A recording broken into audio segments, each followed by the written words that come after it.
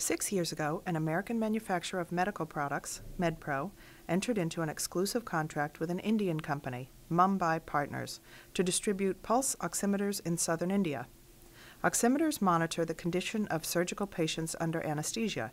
While the oximeter itself costs nearly $1,000, the real profit lies in supplying the contacts, or probes, which must be replaced each time the equipment is used with a patient. The written contract stated that either party could terminate the relationship in any of 3 ways: for cause, on 90 days' notice without cause, or on the September anniversary date each year. For 2 years, Mumbai worked to persuade Indian hospitals to use the MedPro product and obtained approvals for its use from hospital regulators. 4 years ago, Mumbai made its first MedPro sales, amounting to $100,000. 3 years ago, sales jumped to $500,000, and the next year to $800,000. On May 24th of last year, however, MedPro sent Mumbai a letter terminating their contract effective July 1st. MedPro gave as its reason Mumbai's lack of progress in expanding the Indian market. 2 days after the letter was sent, the chief sales representative for Mumbai resigned. In June, he began to market MedPro oximeters. Mumbai immediately sued, claiming that this violated the sales rep's non-competition agreement and that he had schemed with MedPro's manager to steal away Mumbai's business. An Indian court enjoined the representative from marketing MedPro oximeters. Mumbai has continued to sell replacement probes to existing customers, but has made no new sales of oximeters. 3 months ago, Mumbai sued MedPro in federal district court. The parties then agreed to mediate. In this mediation, 2 mediators, Dwight Golann and Marjorie Aaron, work with different groups of litigants to resolve the Mumbai MedPro dispute. The following are brief excerpts taken from different stages of the mediation process. In the Mumbai dispute, the mediators suggested that it might be helpful to meet privately with each client in advance, and both lawyers agreed. The following are excerpts from the meetings. Well, Chris, Ms. Gandhi, thank you very much for making some time in which we could talk. I think it's really helpful to start to get a feel for how Mumbai sees this problem and what's happened. And we put a lot of time and energy, a lot of resources, and essentially paved the way for them in India. What we're really after here is some justice. Well, I got the sense, we talked last week a bit about this, that this was a contract you spent a good deal of time in development costs and activities, and then it's really as it began to take off from your perspective, suddenly it was ended. Well, and I'm not sure I understand a great deal about the context, but that's really what I need to learn about. Perhaps Ms. Gandhi could speak to that better. Yeah, I mean, basically we negotiated a contract for a very long-term deal. I mean, it was an exclusive contract, and so the idea was that we were going to be the exclusive distributor of this oximeter in India. That was the idea from the beginning. And I mean, I don't know what happened with the paperwork because, you know, basically we were in the room to discuss, okay, whether our company could meet the needs of MedPro in India, and we decided we could because we had the relationships with the bureaucracy. And I mean, I don't know how much you know about business in India, but it's really quite a different thing. I mean, everybody in India is using all kinds of outdated equipment and they don't really care. They don't really understand why they should use this. So basically we had to convince them that this is money which is worth spending. Basically, I feel that they came, and as soon as we were starting to make profit for them, they came, they took Chatawa from us, and then they terminated our contract. Chatawa is the person that was the employee, yeah. That was our employee. He was our top salesperson, that's right. The subtext of all this, and really it's important to understanding the problem here, is that there was some collusion going on here. So you see this as an intentional violation of the contract as opposed to a misunderstanding or things not turning out as you hoped? I mean, yes, I would say yes. And your sense is that MedPro knew this was happening and was at least content with it. It sounds like an awful situation given the years of work that you had put into this. I feel that MedPro's part in that needs to be, they need to understand they can't just do things like that. So help me understand, when Mr. Chatawa left, what has happened since then with this? Well, I mean, you know, that is really part of this whole thing. The problem is that he left, Mr. Chatawa left, then the MedPro decided they're not giving us the equipment anymore, right? They're giving it to Mr. Chatawa now. So customers are calling us, asking us for these machines now because we've done all the work and now they want the machine and they're calling us. And I mean, it's been really quite embarrassing actually. Well, I think it's important that MedPro understand your perspective and how you see this and what needs to be done.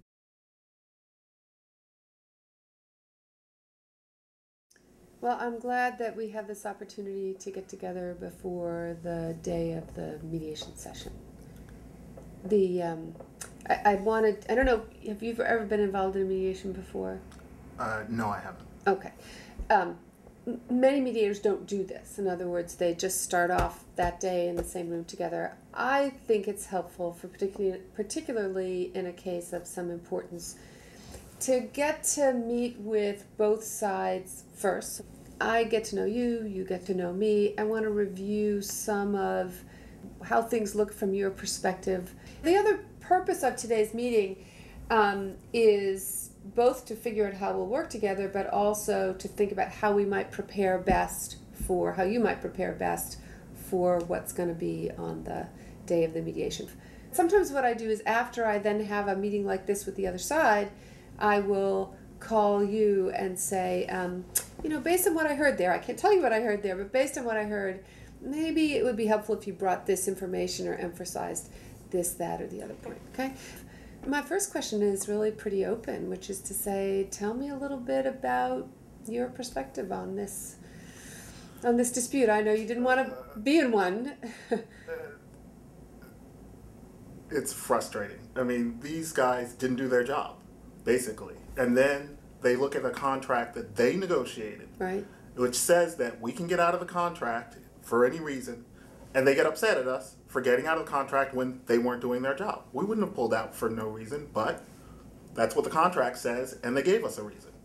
So, personally, I don't understand why we're going to have to shovel out a lot of money on this. Yeah, I think Frank is expressing frustration and anger, but there are actually sort of logical reasons for that. Look, they failed, all right? We had an agreement. The agreement was that they were going to sell our products. They couldn't. They couldn't sell our products, all right? And that's a competence issue. That's clearly something we can break the contract for. They, as Rosanna was saying, they are competent players in this industry. They negotiated a contract, and now what they want to do is hold us up because they know that we're losing business every day as this goes on. They know that we can't act until we resolve this, and so they want to be paid for their failure. And that's the frustrating part of it. So you wish they would act like grown-ups. And go away. And go away, yeah. Sure, And you've got three sources of news you didn't want to hear. One is your business is down in a way that you didn't want it to be because of them. Right. They're asking for lots of money in the lawsuit. I know you've talked about that. And oh, by the way, it's going to cost you a bundle to defend your right to not pay it. Just to get to the end, just to get to where we think this would end if we litigated it. Right. Okay, well, let's see what we can do.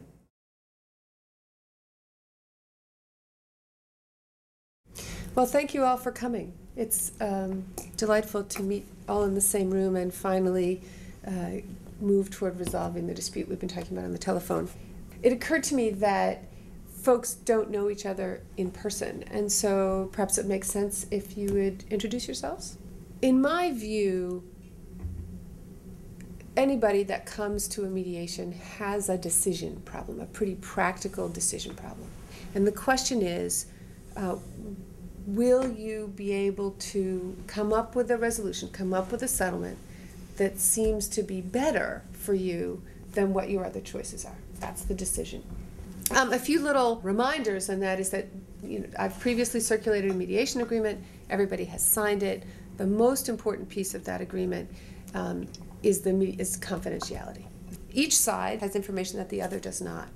So I think it would make sense now, and I've explained when I spoke with you previously, for each side to lay out how it is that they view the dispute, what your perspective on the legal issues are, on what happened from both sides.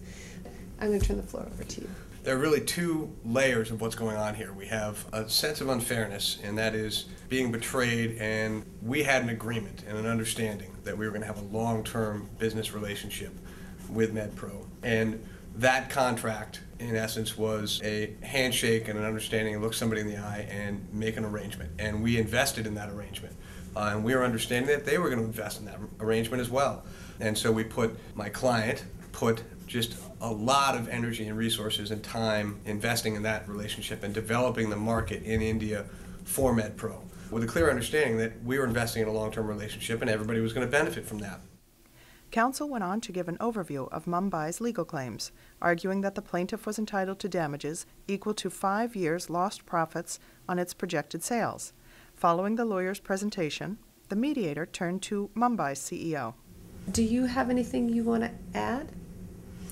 Well, I mean, I think that is basically the case. I think what I would say is that, part of this is from the initial conversation that we had to start this contract, and Mr. Cooper was not there. And the entire meeting was about this being a long-term exclusive contract with Mumbai Partners, which means we would be the only company selling these oximeters in India. And in order to do something like that in India, you have to do a lot of initial work. I mean, basically, without us, there would be no Indian market for oximeters. Tell me if I have it right, that this is different than regular marketing of a product. In other words, the people in the hospitals who make the decisions to buy this have to understand how to work it. Exactly. I mean, it's a new technology. So you would have had a seminar or some kind of event day where you showed people in a hospital how this works, and now you see them on the street and you can't.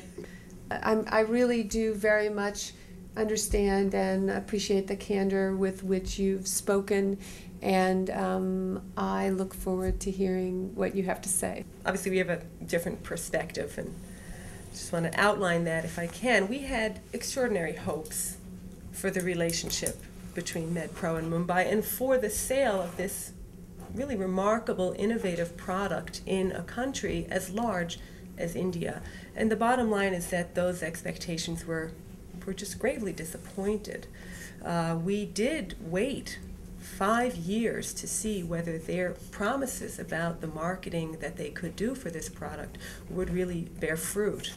And unfortunately, quite disappointing performance. I mean, this is about a business relationship. There were conversations and promises exchanged, but it was reduced to a contract. Mm-hmm. And the contract clearly sets out multiple mechanisms for termination, because we understand that things sometimes don't work out as expected. Ms. Gandhi raised the question about Mr. Cho, and I know that he's a sort of figure in this story.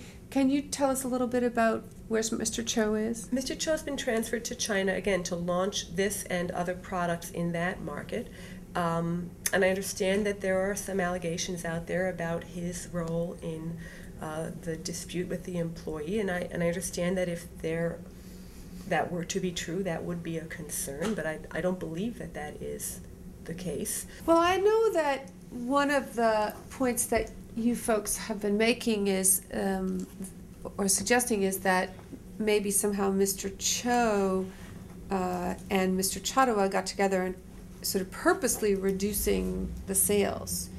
And I don't know if you have heard about that or talked to Mr. Cho about it, but what's your view on that? Well, I mean, first of all, that just doesn't make sense. I mean, Okay. Our goal is to sell the product. So, and you're kind of saying that from your perspective, it doesn't do you any good to see sales numbers go down instead of up. Is that? Absolutely. Why don't we, sort of from a broader view, suggest what this looks like to your eyes and ears, and then I actually do want to pin down some of those things. How about that? From both, okay? Okay, I don't want to duplicate what my counsel Sure. has said, but the bottom line here is, we were trying to introduce ourselves to India through this product, and we have a lot more products that we want to introduce to India, and they're harming our ability to introduce ourselves to India. There's a real problem here. you know, there's no way that you can say that MedPro is doing this. You know, if Cho has some kind of scheme that you think you have proof of, that's Cho. That's not MedPro. MedPro has no interest in doing that. MedPro is interested in selling more product. So the idea that we would be consciously dampening our own sales doesn't make any sense. That hurts me when I go to my higher-ups.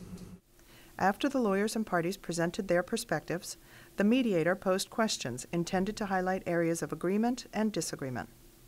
What I'd like to do is, while we're all together, figure out what we agree upon legally, or if there's anything that we agree upon legally, sort of if then. Okay, so let me see if I can pin you down a bit. Here's my question. Okay, if somebody could establish that Mr. Cho and Mr. Chadwa went to a bar and said, hey, let's drive the sales down by half, okay? And because we know that if we drive the sales down by half, I'm not saying this happened, but if they did, and someone could prove it, we drive the sales down by half, I'll get my employer I'll get MedPro to cut them off, and then you could just assume they did that, and they did it a year and a half before, okay? And in fact, they got the sales down by half. Would that not create a legal problem for you in terms of, you know, then you terminate them for cause because the sales are down? That would be a problem. Well, and that would be an entirely different legal theory. Okay. But if that were to true, happen, that would be a problem. I assume interference with contractual relations. You would have bad faith, intentional tort. Right. Yeah, but I feel like we have so unrealistic that I feel like this is a red herring. Okay, let me ask you a sort of a legal question. If the facts came out, if it were true that Mr. Cho didn't have any involvement in driving sales down with Chadwa, they hadn't met in a bar, you know, and that what happened was Mr. Chadwa, for a year or so, decides to depress sales. And then toward the end, emails or talks to Mr. Cho and says, you know, I'm leaving Mumbai, and I hope that I will be able to continue to represent your product when I'm at Mumbai. When I'm not at Mumbai anymore, when I'm at BHS. Then, as a legal matter, would you have a bad faith claim against MedPro? I think your point is well taken. At that point, I think we would have issue with that theory of liability. So if you could establish that Cho was really involved in trying to set up a decline in sales, that would be a problem for them. But if Mr. Cho or anybody from MedPro was really disappointed in the sales, and it was Chadwa's doing, then legally that undercuts a bad faith version. I think that's a fair point. Okay, all right, I just want to make sure. So we agree, actually, on the legal theories. What we don't agree and what we don't really know a lot about is exactly what happened, because we haven't had full discovery on those issues.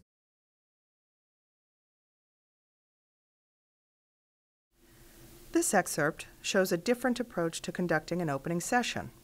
Here, the mediator works with different players, still in the context of the dispute between Mumbai and MedPro. We join the session at the conclusion of the mediator's opening comments. We usually start together, and then at some point it makes sense to split apart so I can talk to one side or the other side.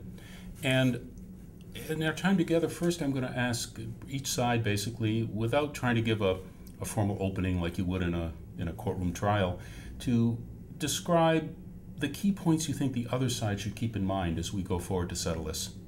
And I know you're going to have to be fairly frank about this, and there may be things you hear that I'm sure you disagree with. Any questions? After confirming that the participants understood the ground rules, the mediator invited each side to speak. The following are excerpts from the presentations. I think it's important for us to recognize that there was a tremendous amount of work that was put into the entering of the contract and the introduction of MedPro's product by Mumbai into India. We also think it's important that there were clear understandings between the parties about what it would take for Mumbai to introduce this product successfully. It appears to us that there was a conspiracy between one of our employees, Mr. Chadawa, and Mr. Cho of MedPro. Our company was in this for the long term. We fear that MedPro is not in it for the long term, that we were used to introduce the product into the Indian market and then dropped because it was no longer convenient for MedPro. Our fear is that the sales losses are attributable to the conspiracy. I usually offer the principals a chance, if they'd like, to say something perhaps of a non-legal nature, or you're welcome to not say anything at this point and talk later. There's opportunities throughout the day. So I don't know, Ms. Gandhi, if there's anything that you'd like to say at this point? Well, I would just like to say that I am very, very upset with all of these things that have been happening. They have not treated us properly. But I do not understand your system, so for right now, I will just listen. Okay. And as I say, we'll have other opportunities for both sides to make comments as we go on. So I'll turn the floor over to MedPro and ask that you listen as politely and carefully as they have. Richard, do you mind? I think I'll defer to Okay. Patrick Yeah, to speak so first. Fine. I'm going to let my lawyer talk about the legalities, but I just, you keep talking about a conspiracy between Cho and Chadawa. That just in my mind makes no sense. It's just ludicrous that we would have any desire to decrease sales in the region when we had every incentive and hope that sales would be increasing in India. And our major disappointment was with the sales trend, the declining sales trend that led to the termination. But I also want to say that it's unfortunate that it's come to this. We had the highest of hopes for the Indian market when we decided to use you as our distributor there. And truth be told, in the beginning, I think it's fair to say that we were satisfied with the effort that you put in opening up the market.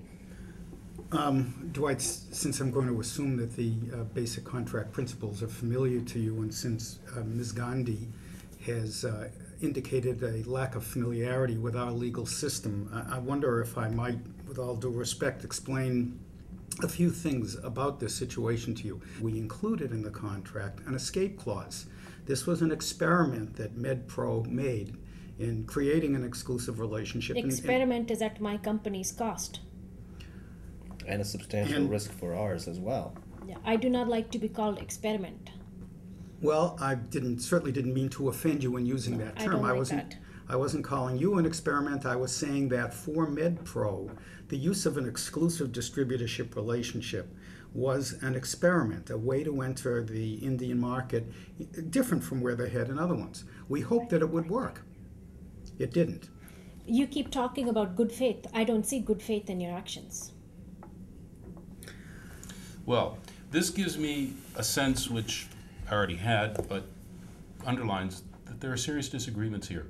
Well, may I just, since you asked Eileen to speak, Sure.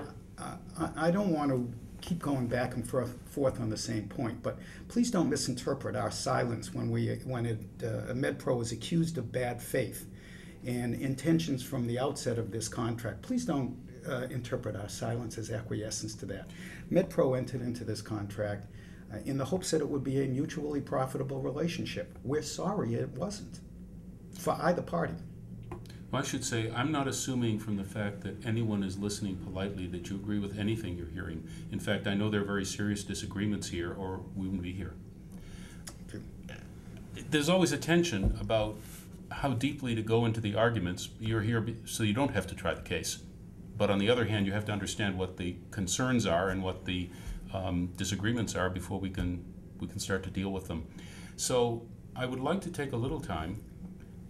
If there are any questions that either side has for the other, not free discovery, you can do that if we don't settle, but things you need to know to make a good settlement decision. I'm going to argue that the other side has some interest in answering the question because you're asking them to make a very tough decision and they may need some information to make it.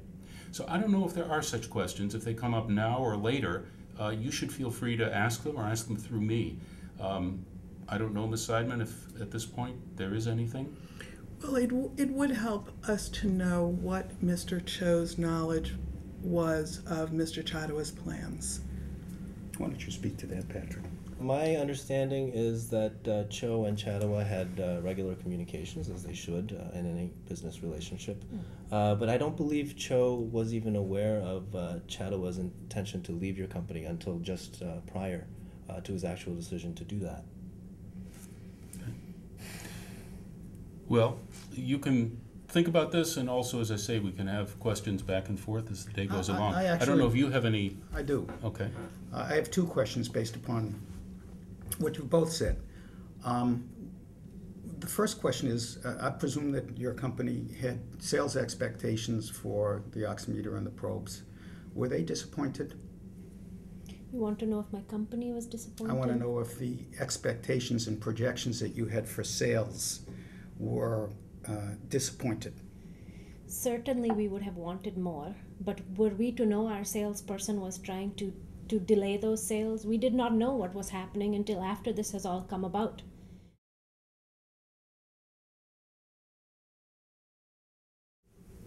Really, to begin with, I'd be interested in whether there were any things that you might not have felt comfortable saying in the opening session, but that you think I should be aware of to be helpful.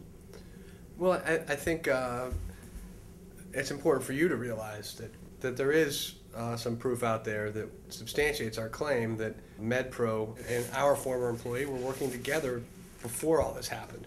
The chronology of events it makes it clear, and then we have emails we alluded to where there's a conversation, a dialogue going back and forth between Mr. Cho, and Chattawa.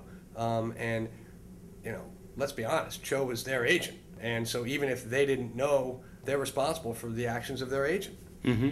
No, I understand. So I just want to make sure you know the that we Cho-Chattawa connection is considerably stronger than maybe it seemed in the opening session. I think that's absolutely accurate.